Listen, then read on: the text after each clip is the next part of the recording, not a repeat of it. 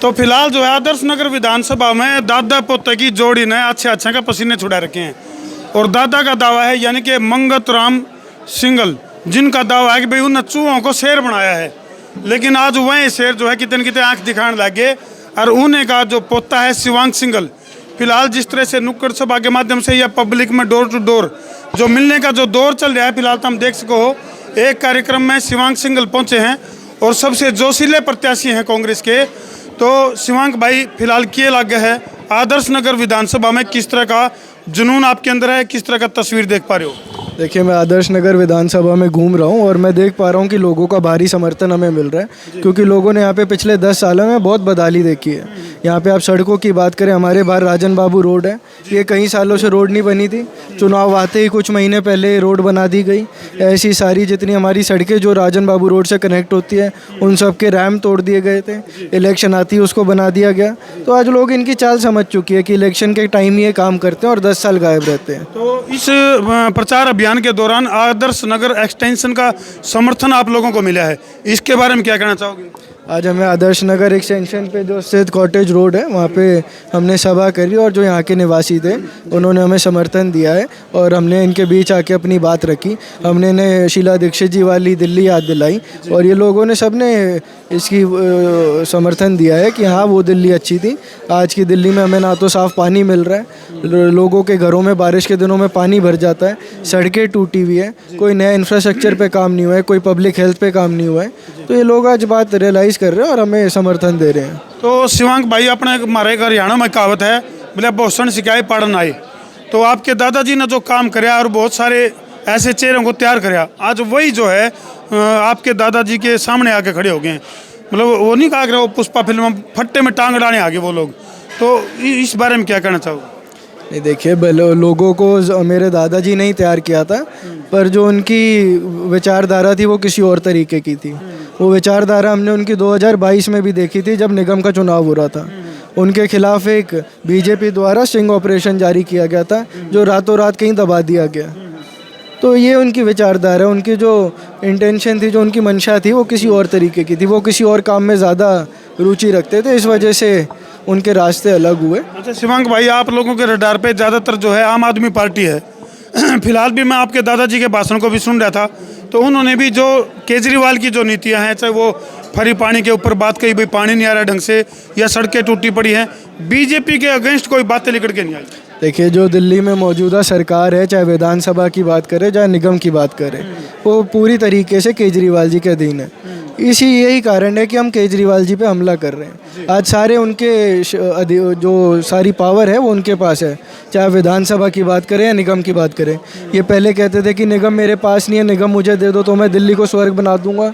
अब तो दिल्ली निगम भी इनके तो बनानी स्वर्गीय बना दिए हैं। हाँ, वही मैं बता रहा हूँ ना। पिछले 2 साल से जो आज आम आदमी के प्रत्याशी हैं, वो यहाँ से निगम पार्षद भी है और इस वार्ड का सबसे बुरा हाल है। तो इसलिए हम उनके ऊपर खुल के हमला करते हैं। और रही बात भाजपा की, तो भाजपा और आम आदमी तो पार्टी तो वैसी ही और भी टीम है। आज आम आदमी पार्टी जो है वो सिर्फ उन्हीं राज्यों में जाके क्यों चुनाव लड़ती है जहाँ पे भाजपा, जहाँ पे कांग्रेस मजबूत है? वो क्यों नहीं सब राज्यों में जाके एक तरीके से इलेक्शन लड़ती है? वो क्यों उस राज्य में लड़ती है जहाँ पे हम स्ट्रांग है और हमें वीक करने का काम करती है? शिवांक भाई, आज की अगर मैं आदर्श नगर विधानसभा की बड़ी ब्रेकिंग की बात करूं, तो पवन शर्मा जो यहाँ के मौजूदा विधायक थे, त्याग पत्र देकर भारतीय जनता पार्टी ज्वाइन कर ली। तो इससे किसको झटका लगा, गणित किसका खराब हुआ? देखिए, गणित जिसका खराब हुआ उसे पता लग जाएगा, पर मैं जो ये कह रहा हूँ कि दोनों ए और बी टीम है, ये इसका साफ साफ से उदाहरण है। ए और बी मिल चुकी हैं, तो इससे आप लोगों की चुनौती तो बढ़ गई। देखिए, अगर बीजेपी अब किस मुद्दे पे इलेक्शन लड़ेगी? जिस विधायक के ऊपर ये हमला कर रही थी कि 10 साल वो निकम्मा था, नकारा था, उसने काम नहीं करा, क्योंकि ये बात तो हमारे आदरणीय राजकुमार भाटिया जी ने अपने इंटरव्यू में कहा है कि यहाँ का विधायक निकम्मा था, नकारा था। तो आज वही निकम्मा नकारा विधायक इन्होंने क्यों अपना लिया है, जिसके ऊपर हमला कर रहे थे? फिर तो इन्हें चुनाव में लड़ने का भी हक नहीं है। जब वो उस विधायक को अपनी पार्टी में ले चुके हैं, तो उन्हें किस बिहाफ पे वो लड़ रहे हैं? शिवांक भाई, आपके दादाजी का जो मंगत राम जी का राजनीतिक जो करियर है 45 साल का रहा, उस 45 साल के राजनीतिक करियर में से सबसे मेन बात क्या सीखने को मिली आपको? देखिए, मेरे दादाजी का एक राजनीतिक जो कैरियर है वो बहुत लंबा रहा है और इस दौरान मैंने उन्हें बहुत नज़दीकी से देखा है। मैं आपको बता सकता हूँ, जब मैं 8वीं 9वीं क्लास में होता था वो मैं तब से ही उनके साथ घूमता रहा हूँ और उनके साथ रहा हूँ। जो उनसे मैंने सबसे बड़ी बात सीखी है, उन्होंने ये मेरे को सिखाई कि चुनाव होने के बाद आप सबके प्रतिनिधि हैं। चाहे आपको वोट उन्होंने दिया नहीं दिया, आप सबके प्रतिनिधि हैं। मेरे दादाजी जब विधायक होते थे तो उन्होंने किसी भी व्यक्ति से ये नहीं पूछा कि आप कौन से क्षेत्र से आए हैं, आप कौन सी समुदाय से आए हैं, आप कौन सी पार्टी से आए हैं, आप कौन से वर्ग से आए हैं। उन्होंने कभी ये बात नहीं पूछी। मेरे को अच्छे से याद है, शालीमार बाग में उन्होंने इतने कार्य किए कि शालीमार बाग की आधी जनता को ये नहीं पता था कि उनका विधायक बंसल साहब थे या बाबूजी थे।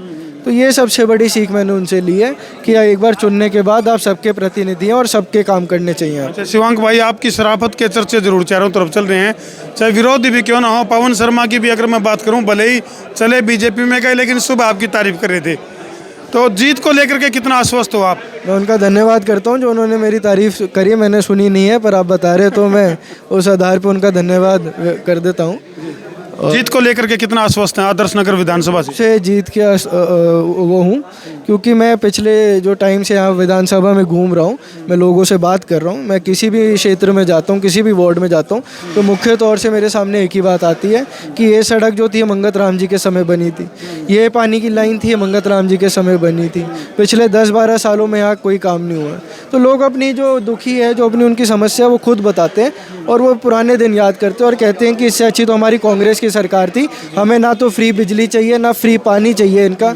हम किफ़ायती दामों में पैसे देके अच्छी बिजली, अच्छा पानी पीने को तैयार है और कांग्रेस की सरकार दोबारा लाने को तैयार है। आमतौर पे ये कहते हैं भी दादा ले पोता बरता है, यानी कि दादा की जो विरासत है वो पोते को मिलती है।